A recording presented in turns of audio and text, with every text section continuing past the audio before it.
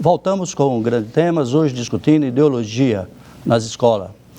Professor Marcos, eu queria que o senhor abordasse a escola hoje. Tem esse desafio que se apresenta na sociedade, que são essas expressividades, essas transparências da diversidade cultural, religiosa, de sexo, etc. É um desafio muito grande para a escola hoje. Como é que o senhor vê isso e não diria compatibilizar? Como a escola pode absorver isso e traduzir de maneira mais positiva e propositiva para a sociedade? Me parece que nós estamos voltando para o tema, inclusive, né? A grande realidade é que a escola, que é uma ilha, como se fosse um mundo artificial e protegido, neutro, entende? E isso não existe. Então, hoje, pela sua descrição, a sociedade, as contradições da sociedade, os valores da sociedade invadiram a escola. É tudo o que a gente queria.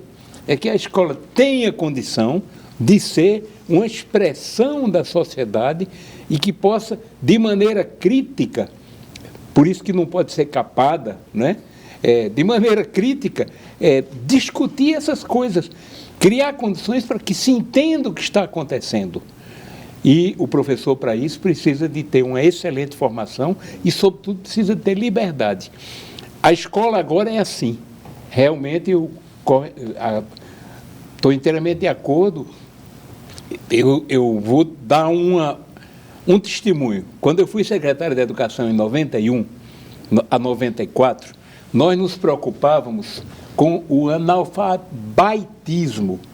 Como é que a gente vai conseguir tirar dos jovens essa impossibilidade de entender o computador, o byte? O mercado, com os telefones e os smart, etc., foram muito mais na frente de que qualquer professor, de que qualquer Ministério da Educação. Paulo Freire dizia, temos que confiar no povo, na sociedade. A escola tem que estar aberta para a sociedade e não o contrário.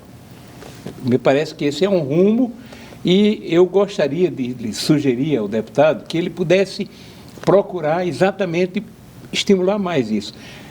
Não gostei de ver, quando eu fui estudar o tema de hoje, que os projetos dessa natureza, 2 no Rio de Janeiro, têm a assinatura do Bolsonaro. Não é? Exatamente. De um vereador e de um deputado. Não, mas não é escola sem partido, é outra coisa. Pois é. É muito mais light que o meu. Na verdade, é só botar um cartaz na sua vida que é proibido doutrinação. Exatamente. Eu lhe propunha de procurar uma melhor companhia. Vamos tratar das coisas realmente que estão limitando a educação. Está mais soft aí. Tá, né? É só botar um cartaz na sala de aula. É uma sugestão. Professor Pablo, mesmo aquelas proposições, digamos assim, mais progressistas para a educação, elas consideram um professor como um líder, como um animador, como uma pessoa que respeita a criticidade, a realidade, a consciência, as experiências. Mas a realidade, ela se apresenta cada vez mais avassaladora, com as mídias sociais. É um desafio muito grande para o professor. Como é que o senhor vê isso hoje?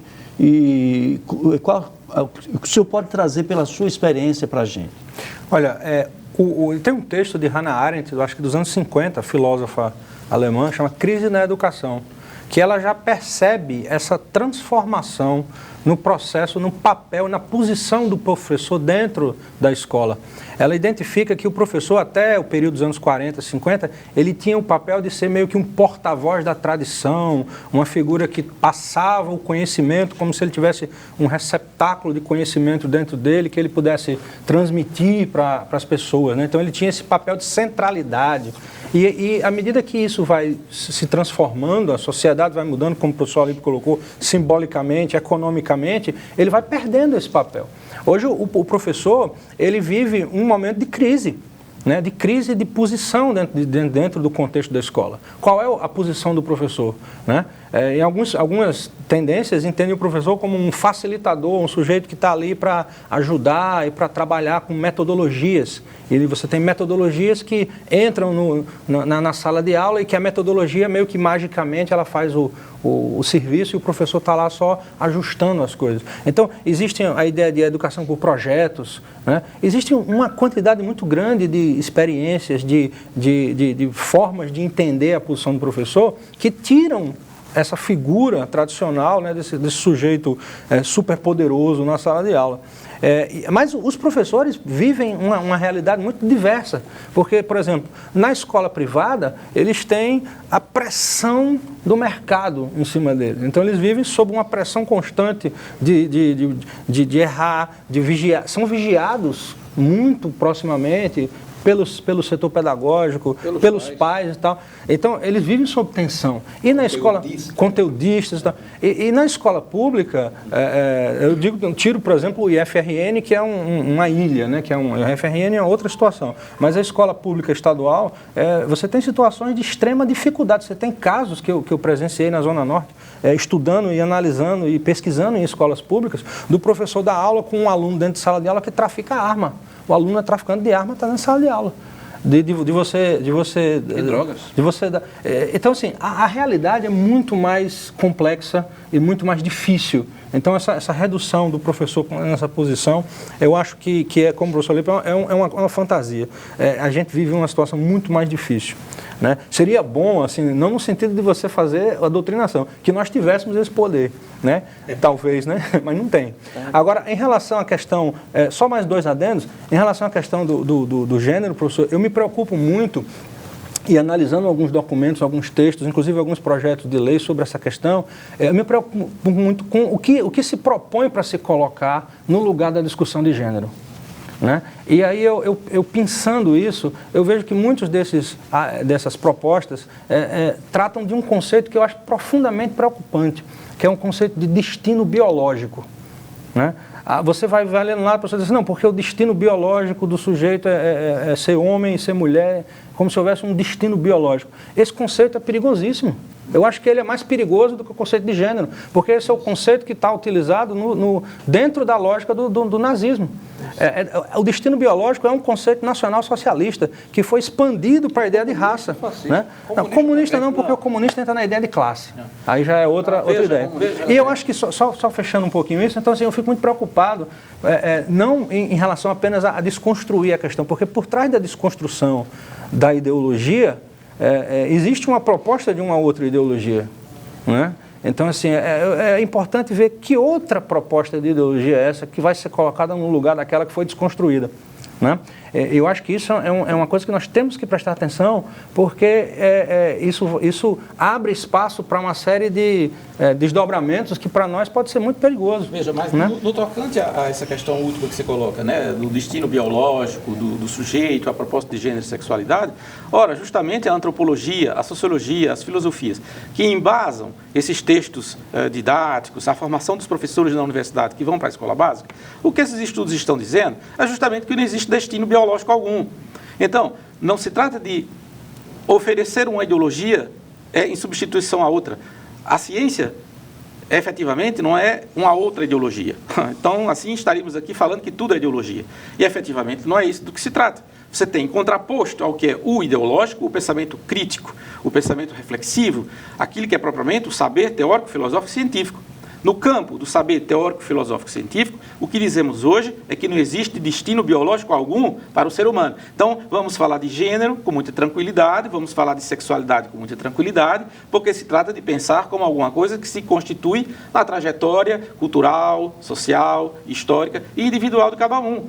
E, dessa maneira, não criando conceitos falsos para a sociedade que tenta traduzir que existe um sexo normal e outro anormal, uma forma de gênero que é natural e outra é antinatural. Não, porque são todas da ordem de construções que são legítimas, porque não são atentatórias a outrem e nem ao sujeito ele mesmo, são escolhas, são construções. Mas eu quero voltar a uma outra coisa que, como professor, me preocupa muito. É a produção no país de uma guerra contra a liberdade da escola, de uma guerra conservadora contra a liberdade na universidade. Para mim, como professor, é inaceitável que um reitor seja procurado por parlamentares para inquiri-los sobre eventos que nós temos a liberdade de fazê-lo. É inadmissível que você tenha um reitor, como temos vários casos que os reitores estão denunciando, de professores, de agentes públicos que os procuram para perguntar, mas por que razão esse seminário?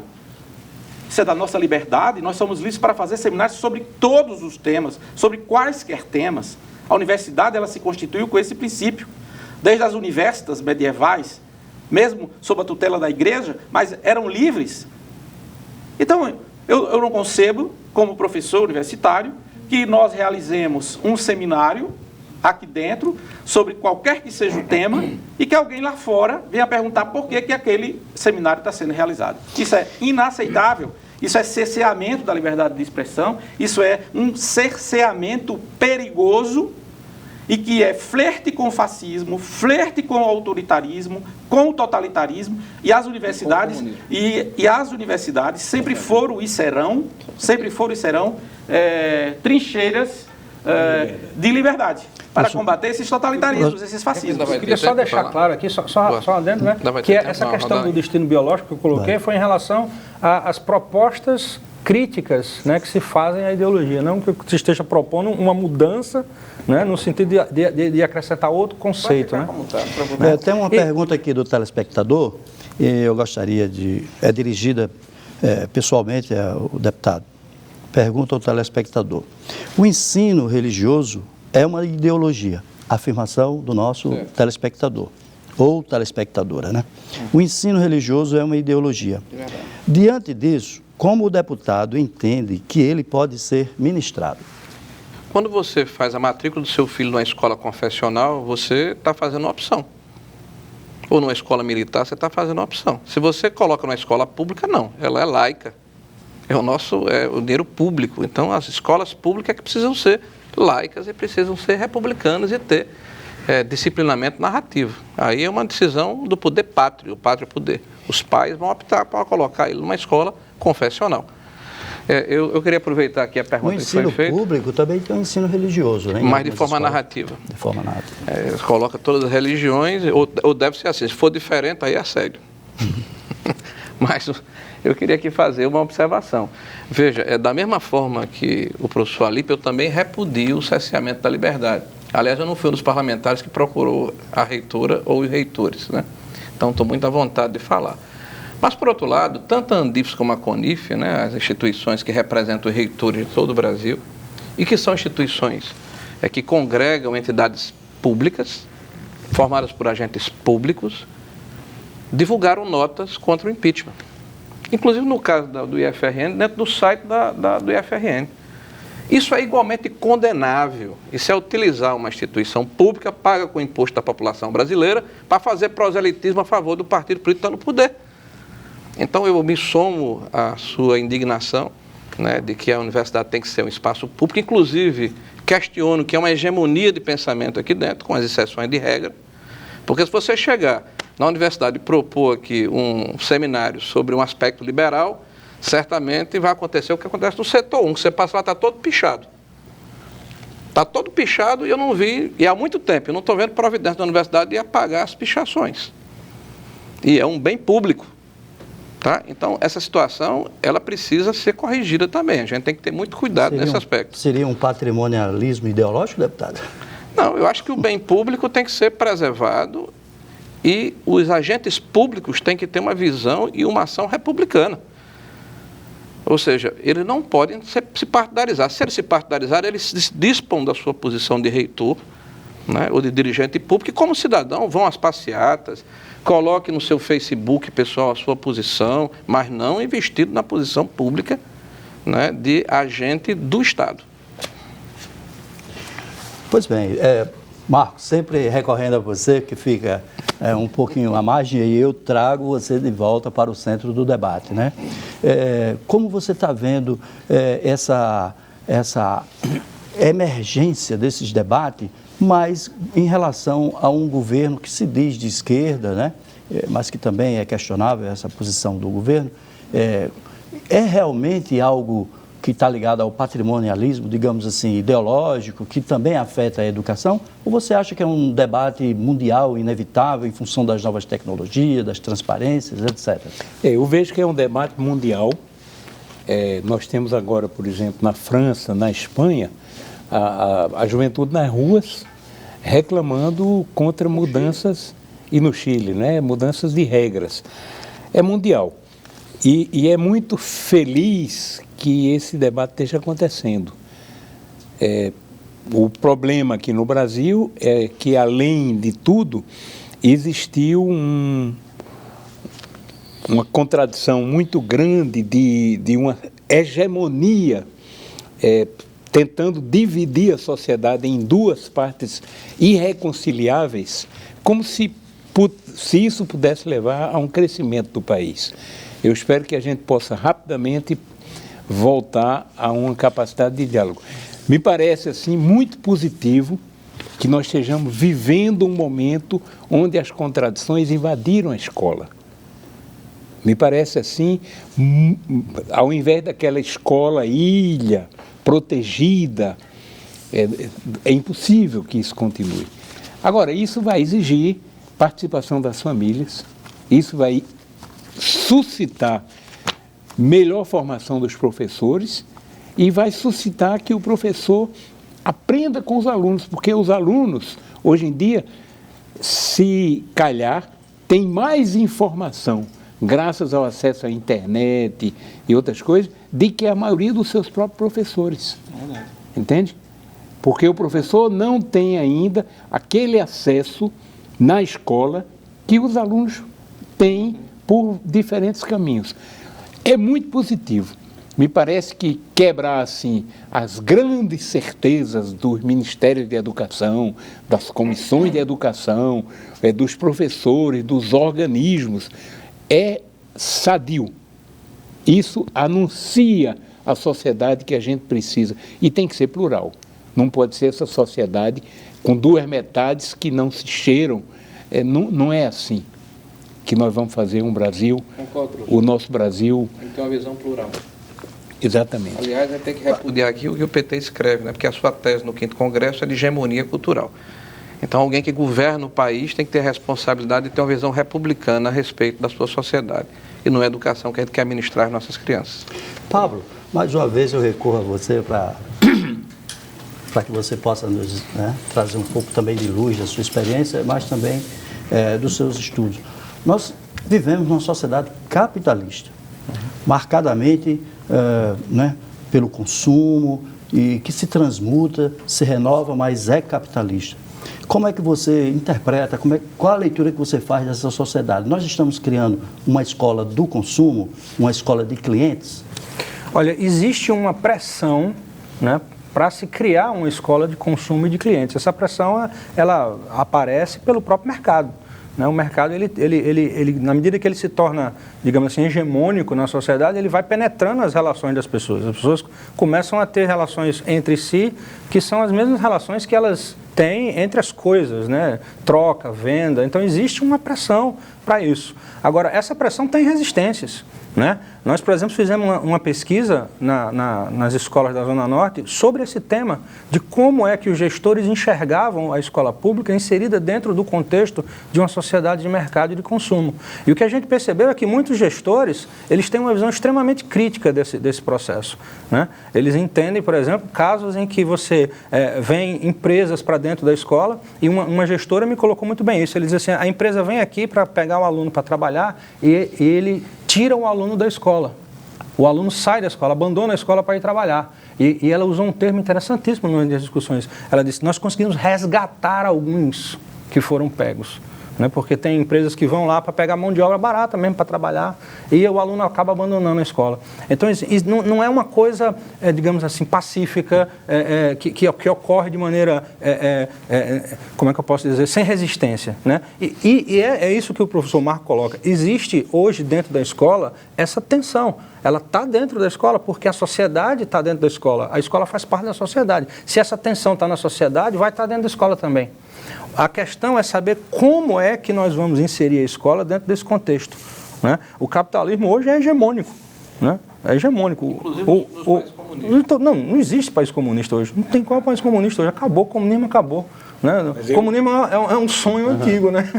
É um sonho antigo. Mas hoje o capitalismo é Então, hegemônico. isso os bolivarianos daqui que estão pensando que existe ainda. Eu me permito discordar um pouquinho, eu não chamaria isso aqui de capitalismo, eu chamo de capitalismo selvagem. Eu vou explicar por quê.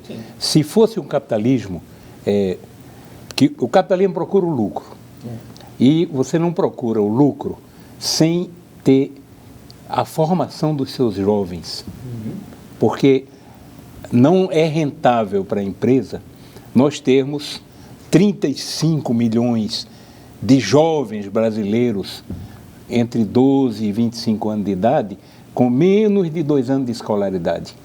Entende? Quando os patrões os empregam, eles estão empregando pessoas que não dão rentabilidade. E a maioria dos empregadores são obrigados a fazer formação complementar. Como a universidade faz aqui. E como a universidade faz. Então, eu diria, aqui nós não estamos no capitalismo, nós estamos num capitalismo selvagem e os empresários mais esclarecidos já compreenderam e estão cobrando uma forma de escola diferente. E é preciso que a gente tenha projetos e ações que permitam essa transformação na escola, uma escola livre, mas uma escola que forme também. É um complemento que eu queria fazer. A gente não estaria no capitalismo utópico, nós estamos no capitalismo realmente existente nas nossas condições atuais. Né? O capitalismo utópico do liberalismo é... Pablo, Eu queria pontuar uma coisa dessa relação. Rapidinho. 20 segundos. Ok, não pontuar essa relação sociedade-escola, porque acho que, de toda maneira, a escola precisa se preservar também. Não precisamos aqui, não podemos aqui fetichizar essa relação, dizendo que a sociedade tem o direito de interagir com a escola, levar suas demandas, e a escola reagir a isso passivamente, todas as vezes. A escola ela precisa se preservar também daquilo que é sua missão, seu papel, e certas coisas a escola precisa recusar.